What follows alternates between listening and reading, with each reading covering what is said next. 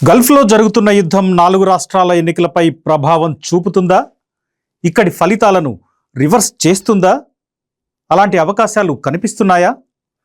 కేరళ, తమిళనాడు, బెంగాల్, అస్సాం ఇట్లా వేటికవే కీలక రాష్ట్రాలు. ఈ 4 రాష్ట్రాల్లో కేరళ పరిస్థితి చాలా ప్రత్యేకం.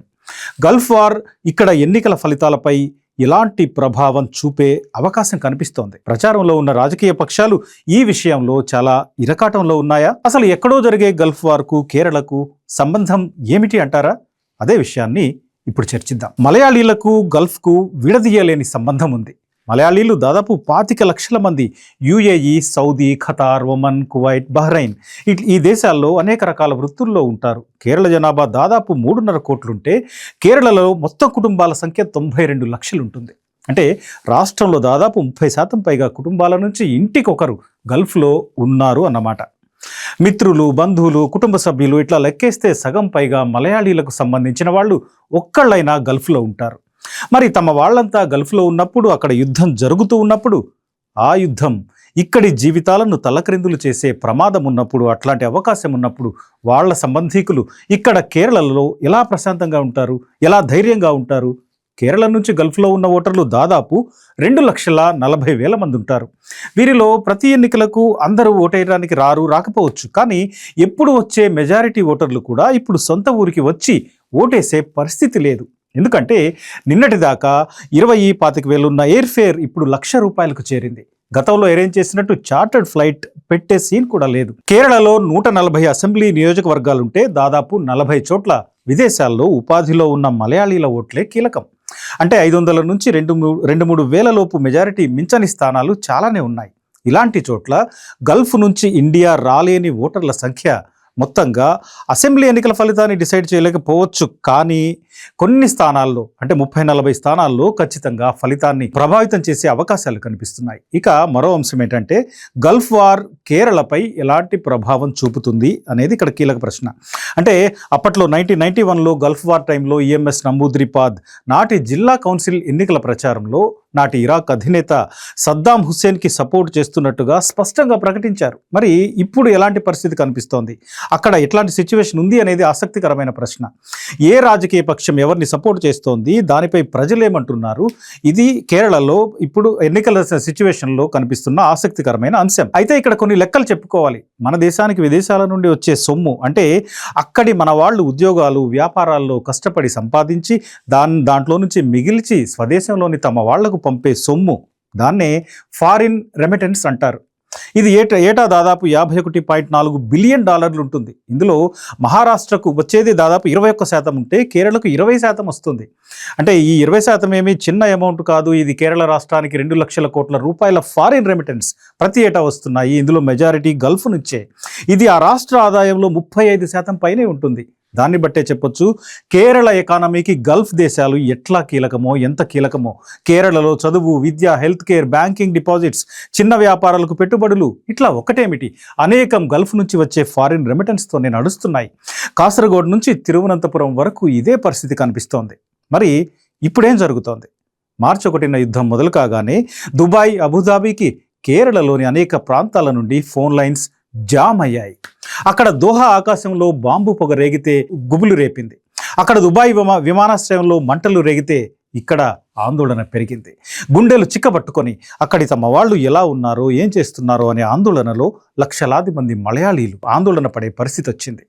ఒక మాటలో చెప్పాలంటే గల్ఫ్లో యుద్ధం జరుగుతూ ఉందంటే కేరళలో కూడా జరుగుతూ ఉన్నట్టే. అంటే గల్ఫ్లో ఒక బాంబు పడిందంటే మలబార్ తీరంలో కూడా పడినట్టే.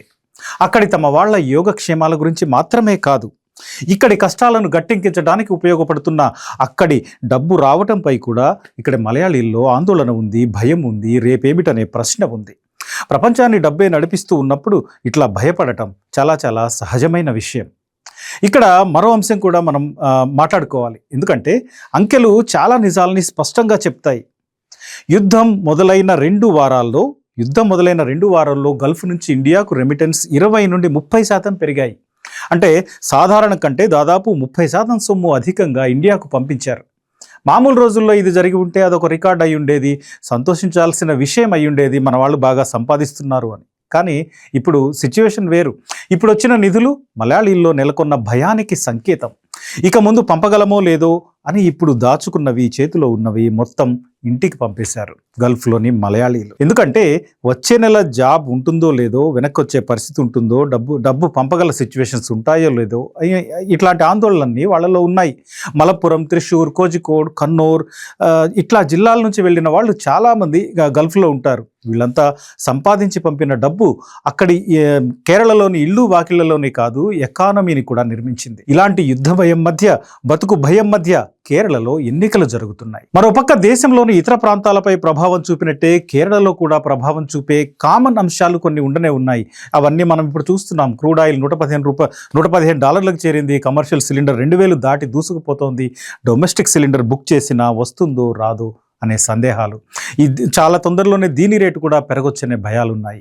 ఇక పెట్రోల్, డీజిల్ సంగతి చెప్పనక్కర్లేదు. దీని విషయంలో కూడా చాలా డౌట్లు ఉన్నాయి. రూపాయి విలువ ఆల్ టైమ్ లోకి చేరింది.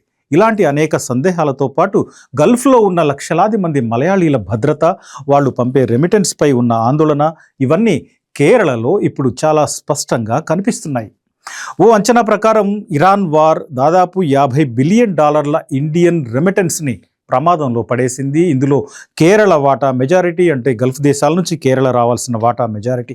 ఇదే 6 నెలల పాటు కొనసాగితే దాని ఎఫెక్ట్ ఇండియన్ ఎకానమీపై భారీగా ఉంటుంది. అక్కడి కుటుంబాలు బతకటానికి, వాళ్ళ అవసరాలు తీర్చుకోవటానికి ఉపయోగించుకునే సొమ్ము. కానీ ఇప్పుడు దానికే ప్రమాదం ఏర్పడింది. ఇప్పుడు ఇరాన్ వార్ దానిపై దెబ్బ కొట్టింది. కేరళ సీఎం పినరయ్ విజయన్ యుద్ధం మొదలు కాగానే యుద్ధాన్ని ఖండించారు, వ్యతిరేకించారు. ఇరాన్ సార్వభౌమత్వంపై దాడి చేయడం సరైన విషయం కాదన్నారు. కానీ రాష్ట్రాలు ఫారిన్ పాలసీని నిర్ణయించవు. యుద్ధాల విషయంలో రాష్ట్రాలు చేసేదేం లేదు. కానీ కేంద్రంలో ఉన్న పార్టీలు దీని గురించి ఒక విధానపరమైన నిర్ణయం తీసుకోగలగాలి, విధానపరమైన ప్రకటన చేయగలగాలి. ఈ విషయంలో బీజేపీ ప్రభుత్వం ఎలా వ్యవహరించిందో దేశమంతా చూసింది. ఇజ్రాయెల్కు భాగస్వామిగా చెప్పుకునే ప్రధాని ఇరాన్ విషయంలో ఇంతకంటే భిన్నంగా స్పందించే అవకాశం లేదు, ఇంతకంటే భిన్నంగా వ్యవహరించే అవకాశం లేదు. ఇప్పుడు కేరళలో ఎల్డీఎఫ్, యూడీఎఫ్, ఎన్డీఏ ఈ పక్షాలకు ఎవరి సమస్యలు వాళ్ళకున్నాయి, ఎవరి వ్యూహాలు వాళ్ళకున్నాయి. ఎందుకంటే ఇరాన్ని సపోర్ట్ చేస్తే ఒక పక్షానికి దూరం అవుతారు, ఇరాన్ని వ్యతిరేకించి అమెరికా, ఇజ్రాయెల్ని సపోర్ట్ చేస్తే మరో పక్షానికి దూరం అవుతారు. ఇది అక్కడి రాజకీయ పక్షాలకున్న సమస్య. కానీ కేరళ ఓటర్ల మధ్యలో ఎలాంటి ఆలోచనలు ఉంటాయి? గల్ఫ్లోని తమ వాళ్లపై అటాక్ చేస్తున్న, తమ కుటుంబాలను సంక్షోభంలోకి నెడుతున్న ఇరాన్ను వ్యతిరేకించాలి అని భావిస్తారా? లేక యుద్ధం మొదలుపెట్టి ప్రపంచాన్ని నాశనానికి కారణమవుతున్న ఇజ్రాయెల్, అమెరికా ఈ దేశాలదే తప్పని భావిస్తారా? కానీ ఒకటి మాత్రం నిజం, కేరళకు 3000 కిలోమీటర్ల దూరంలో యుద్ధం జరుగుతోంది. కానీ ఇక్కడి వాళ్ళ కుటుంబాలు అక్కడున్నాయి, వాళ్లకు ఇక్కడ ఓటుంది. కానీ గల్ఫ్ అంటే కేరళకు ఎప్పుడూ విదేశం కాదు, just home away from home లాంటిది. అది ఖచ్చితంగా ఎన్నికలపై ప్రభావం చూపే అవకాశం ఉంది. కానీ మలయాళీలు ఎప్పుడైనా విజ్ఞతతో ఆలోచిస్తారు, విజ్ఞతతో ఓటేస్తారు అనే దేశమంతా భావిస్తుంది. ఎందుకంటే మలయాళీలకు ఉన్న అక్షరాస్యత అట్లాంటిది. దేశమంతా ఒక రకంగా ఆలోచించినప్పటికీ మలయాళీలు వివేకవంతంగా ఆలోచించిన సందర్భాలు అనేకం ఉన్నాయి. ఇప్పుడు ఈ ఎన్నికల్లో కూడా అలాంటి పరిస్థితే కనిపిస్తుంది అని భావించవచ్చు.